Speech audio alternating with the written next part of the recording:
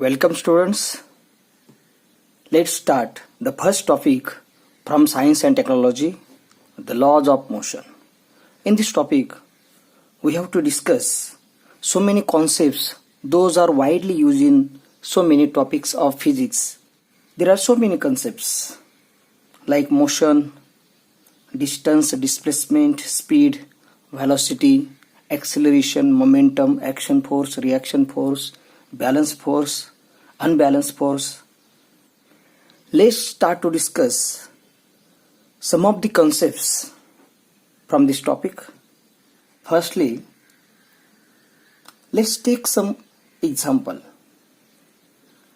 आता काही एक्झाम्पल पाहूया. Can you sense motion? तर या एक्झाम्पल मध्ये आपल्याला मोशन गती आहे का ते आपल्याला ठरवायचं आहे. First example is a flying bird lives flying through air, a stationary bus, a stone lying by a side of a road. तर या 4 उदाहरणांमध्ये आपल्याला लगेच उत्तर सांगता येईल की अ फ्लाइंग बर्ड, त्याचप्रमाणे लिव्स फ्लाइंग थ्रू एअर ही 2 गतीची उदाहरणं आहेत. These are the example in which they show motion. परंतु स्टेशनरी बस, एक उभी असलेली बस, विरामावस्थेतली बस, आणि stone lying by a side of a road ही 2 मात्र गतीची उदाहरणं नाहीत. There is no motion. म्हणजे हे ठरवताना आपण ती वस्तू आणि परिसरातील इतर वस्तू यांची तुलना केली. म्हणजे जर हा फ्लाइंग बर्डच्या बाबतीत जेव्हा हा पक्षी परिसरातील इतर वस्तूंच्या संदर्भात आपले स्थान बदलतो, म्हणजे परिसरातील इतर वस्तू आणि पक्षी यातील अंतर कमी जास्त होते किंवा अंतर बदलत जाते, तेव्हाच आपण असे ठरवतो की त्या पक्षाला मोशन आहे, तो पक्षी गतिमान आहे. त्याचप्रमाणे झाडाची पानं जी आहेत ती इतर वस्तूंच्या तुलनेत आपला स्थान बदल करतात. त्याच्यावरून आपण ठरवतो की झाडाची पानं ही हलतात किंवा ती मोशनमध्ये आहेत.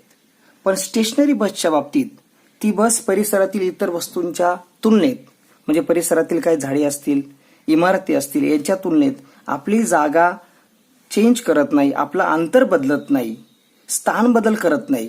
त्याच्यावरून तिला गती नाही असं आपण म्हणतो. रस्त्यावर पडलेल्या एखाद्या दगडाबद्दल पण आपल्याला सांगता येईल की हा दगड इतर वस्तूंच्या तुलनेत आपलं स्थान बदल करत नाही, आपली जागा सोडत नाही, म्हणून त्याला गती नाही. म्हणजे गती शोधताना आपण we have to discuss about the change in position. आपण त्या वस्तूच्या स्थान बदलाबद्दल बोलतो, आणि जर वस्तूचा स्थान बदल होत असेल then the object is in motion. म्हणजे मोशनची साधी व्याख्या आपण सांगू शकतो. If the position of an object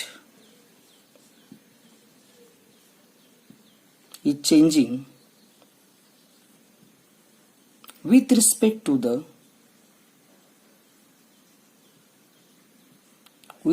म्हणजे संदर्भात, with respect to the surrounding, with respect to the surroundings in a given time, then the object is said to be in motion.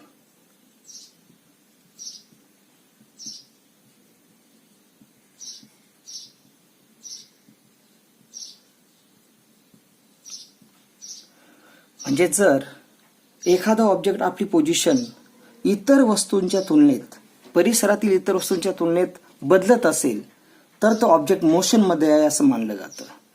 आणि if it does not change its position, जर position change करत नसेल तर it is said to be at rest.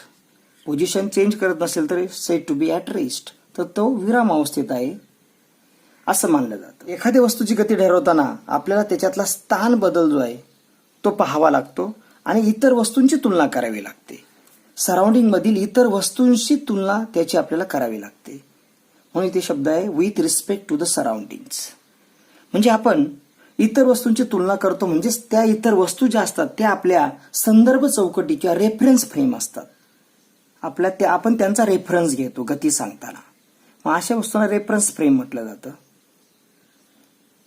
कारण त्यांच्या सहाय्याने आपण गती स्पष्ट करतो. फॉर एक्झाम्पल, एक उदाहरण बघूया. एखादं स्पेस क्राफ्ट असेल. हे स्पेस क्राफ्ट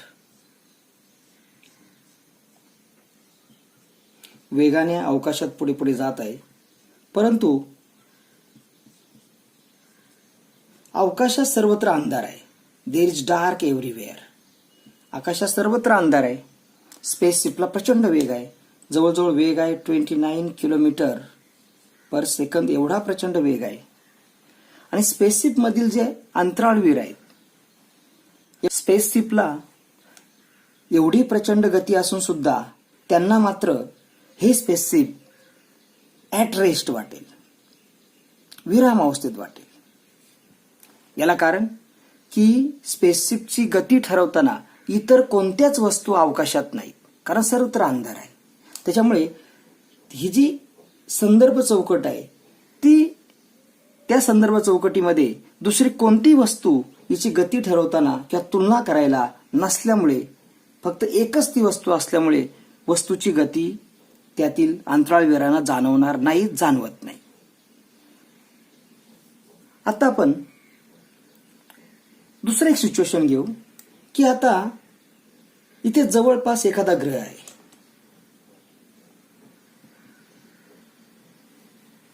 आता या ग्रहाच्या तुलनेत जर या अंतराळवीरांच्या लक्षात आलं की या ग्रहाच्या तुलनेत आपल्या स्पेसशिप जो आहे त्याचं अंतर बदलतंय, स्पेसशिपचं अंतर बदलतंय, की स्पेसशिप हे ग्रहाच्या जवळ चाललेलं आहे. आता मात्र त्यांचं निरीक्षण वेगळं असेल. आता त्यांच्या निरीक्षणानुसार आता मात्र स्पेसशिपला मोशन आहे. म्हणजेच तुम्ही मोशन ठरवताना कोणत्या वस्तूंशी तुलना करता परिसरातील, हे फार महत्वाचं आहे. पहिल्या सिच्युएशनमध्ये तुलना करायला कोणती वस्तू नसल्यामुळे प्रचंड गती असूनही ती वस्तू आपल्याला मोशन नाही किंवा ॲट रेस्ट वाटत होती, विराम अवस्थेत वाटत होती. पण दुसऱ्या उदाहरणामध्ये मात्र गती ठरवताना आपण परिसरातील इतर काही वस्तूंचा आधार घेतला आणि त्याच्यावरून आपल्या लक्षात आलं की आता गती आहे. म्हणजे एकाच वस्तूची दोन निरीक्षणं जर मिळाली, वेगवेगळ्या संदर्भ चौकटीच्या संदर्भात वेगवेगळी निरीक्षणं करता एकाच वस्तूची दोन वेगळी निरीक्षणं मिळतात. पहिल्या सिच्युएशनमध्ये वस्तूला मोशन नाही असं निरीक्षण मिळालं, असं ऑब्झर्वेशन मिळालं, आणि दुसऱ्या उदाहरणामध्ये तर मोशन आहे असं ऑब्झर्वेशन मिळालं. दोन्ही ऑब्झर्वेशन टोटली करेक्ट आहेत, बरोबर आहेत, अगदी योग्य आहेत. याचाच अर्थ मोशन जी आहे ही एक रिलेटिव्ह आहे, एक रिलेटिव्ह फेनॉमेनॉन आहे. मोशन हा एक रिलेटिव्ह फेनॉमेनॉन आहे. म्हणजे गती ही सापेक्ष आहे. सापेक्ष आपण रिलेट करून मोशन ठरवतो. आपण पहिल्यांदा रिलेट कोणत्याही वस्तूशी केलं नाही. दुसऱ्या उदाहरणामध्ये मात्र आपण इतर ग्रहांशी रिलेट केलं. रिलेट करणं म्हणजेच त्यातून शब्द तयार झालेला आहे रिलेटिव्ह. मोशन ही रिलेटिव्ह आहे, सापेक्ष आहे. आता आणखी एक उदाहरण पाहूया. या उदाहरणामध्ये एक बस गतिमान आहे आणि या बसमध्ये तुम्ही बसला आहात. तुम्ही आणि तुमचे मित्र या बसमध्ये आहात. तुम्हाला असं वाटेल की तुमचा मित्र जो आहे त्याला गती नाही, कारण की तुम्ही आणि तुमचा मित्र याच्यातलं अंतर कमी जास्त होत नाही, बदलत नाही. त्याच्यावरून तुम्ही ठरवाल की बसमधील तुमच्या मित्राला देर इज नो मोशन, त्याला मोशन नाही. परंतु जर आता रस्त्यावरील एखाद्या निरीक्षकाने जर बस आणि बसमधील प्रवासी म्हणजे तुमचं निरीक्षण जर केलं, तर तो सांगेल की बसमधील प्रवासी म्हणजे तुम्ही आणि तुमचे मित्र या सर्वांना गती आहे, देर इज मोशन.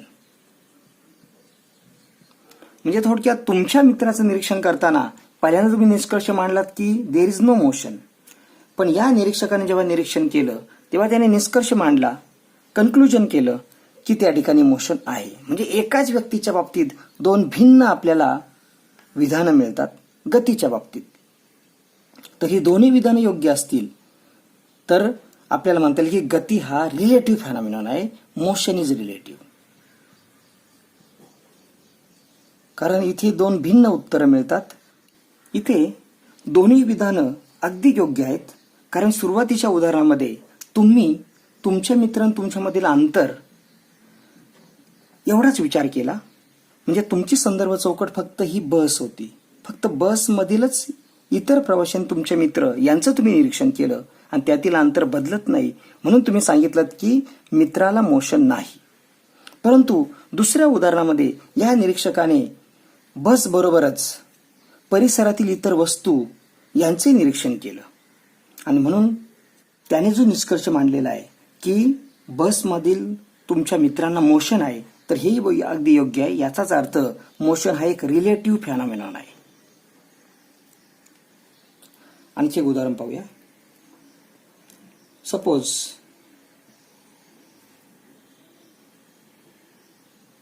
ही एक ट्रेन आहे आणि दुसऱ्या प्लॅटफॉर्मवर आणखी एक ट्रेन आहे. या ट्रेनमध्ये तुम्ही आहात. दोन्ही ट्रेन स्थिर आहेत, पण थोड्या वेळानंतर ही ट्रेन मूव्ह झाली. परंतु तुम्हाला असं वाटतं की आपलीच ट्रेन मूव्ह झाली, आपल्याच ट्रेनला मोशन आहे. म्हणजे ज्या वेळेस तुम्ही फक्त ती ट्रेन आणि तुमची ट्रेन या दोघांचाच विचार करता, ह्या दोनच वस्तू विचारात घेता, थोडक्यात रेफरन्स म्हणून ह्या दोनच वस्तू तुम्ही विचारात घेतात, त्यावेळेस या वस्तूला या ट्रेनला गती असताना सुद्धा तुम्हाला वाटलं की आपल्याच ट्रेनला गती आहे. म्हणजे हे योग्य आहे. आता तुम्ही तुमचं निरीक्षणाची जर कक्षा वाढवली आणि अधिक वस्तू यामध्ये इन्क्लूड केल्या दुसऱ्या क्षणाला, म्हणजे इथे प्लॅटफॉर्म आहे त्याचाही तुम्ही विचार केला. आता तुम्ही जर प्लॅटफॉर्म आणि ती ट्रेन, प्लॅटफॉर्म आणि आपली ट्रेन किंवा स्टेशनवरील इलेक्ट्रिक पोल वगैरे यांचं जर निरीक्षण केलं की तुमच्या आता लक्षात येईल की आता त्या वस्तू आणि आपली ट्रेन यांच्यातलं अंतर कमी होत नाही. याचाच अर्थ आपल्या ट्रेनला गती नाही. म्हणजे ज्यावेळेस तुम्ही संदर्भ तुलना करताना संदर्भ बदलता त्यावेळेस निरीक्षण वेगळं येतं. मग गतीच्या बाबतीत ही दोन्ही पण उदाहरणं किंवा दोन्ही पण निष्कर्ष अगदी योग्य आहेत. ट्रेन इज इन मोशन हा तुम्ही निष्कर्ष मांडलात. आणि दुसऱ्या उदाहरणामध्ये मात्र, दुसऱ्या सिच्युएशनमध्ये मात्र तुम्ही आपल्या ट्रेनला गती नाही, train is not in motion